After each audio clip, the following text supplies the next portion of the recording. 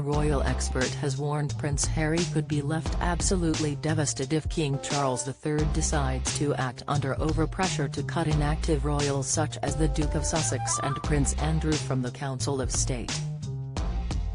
Councillors of State are provided with the powers to act as regents in the event the monarch is ill, abroad or otherwise unable to carry out royal duties. Some have argued that Harry and Andrew should be booted off the council and new roles be given to active royals such as Princess Anne and Prince Edward, who have both stepped up in recent months to support the king. The Sun's royal editor Matt Wilkinson told Talk TV, "Harry would be absolutely devastated if he was taken off this role, you know. I don't think they want to antagonize him anymore.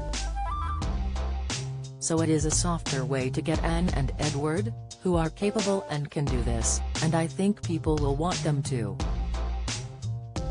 It comes after Harry and Andrew's roles in being allowed to stand in for King Charles for official duties were challenged in the House of Lords. Last week in the House of Lords, a constitutional debate was held on whether the government should act to reform the law so as to prevent Prince Andrew, the Duke of York, or Prince Harry, the Duke of Sussex, from taking up powers as a regent. Viscount Stan Skate told members of the House of Lords, "The House knows that the Regency Act is still very relevant. It is the only reason why it was possible to open the current session of this Parliament.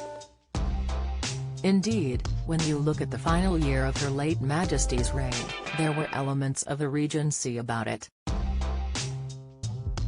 He asked, "Does the minister not think it is time to approach the king to discuss the potential amendment of this act, and in particular Clause 6, which at the moment defines regents in relation to their line of succession to the crown? Otherwise, are the government happy to continue with a situation where the councils of state and regency powers may be exercised by the Duke of York or the Duke of Sussex, one of whom has left public life and the other of whom has left the country? Is it not time for the government to approach the king to see whether a sensible amendment can be made to this act?"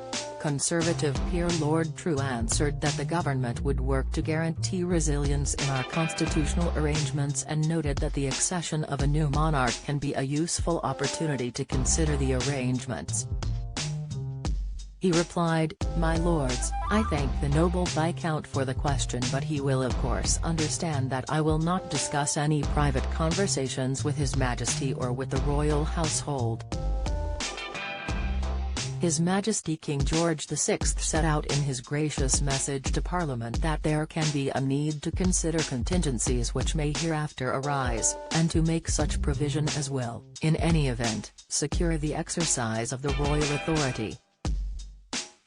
In that spirit, the government will always consider what arrangements are needed to ensure resilience in our constitutional arrangements, and in the past we have seen that the point of accession has proved a useful opportunity to consider the arrangements in place. The Liberal Democrats' Lord Addington Peer then stood to press the government on whether the person appointed to take up regency powers if needed full would need to already be active in carrying out royal duties. He asked, "My lords, can the government indicate that they will at least consider that the person they go to in the first consideration will be somebody who actually undertakes royal duties, or at least some part of them? At present, my lords, again, I will not comment on specific circumstances," replied the Lord Privy Seal.